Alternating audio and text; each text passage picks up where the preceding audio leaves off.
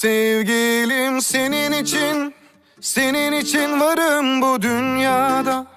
Ben Mecnun gibi sevdada. Gel öyle sev ki öyle seven olmasın dünyada. Sevgilim senin için varım bu dünyada. Ben Mecnun gibi sevdada. Gel öyle sev ki öyle seven olmasın dünyada.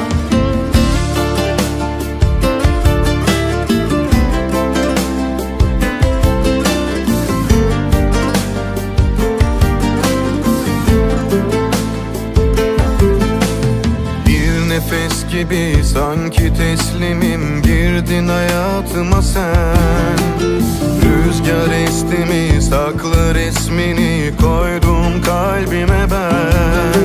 Senle yaşadım sevginin özünü, çekme gözümden ne olur yüzünü.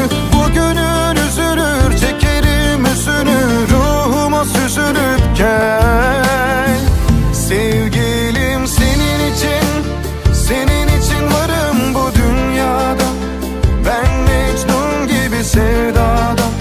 Gel öyle sev ki öyle seven olmasın dünyada.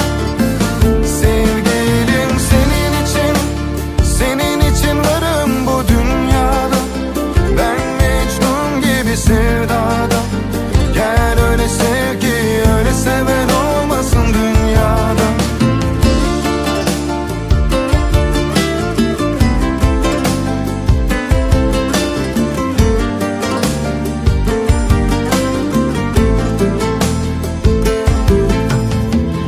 Nefes gibi sanki teslimim, girdin hayatıma sen.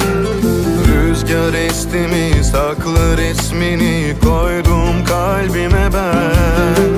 Senle yaşadım sevginin özünü, çekme gözüm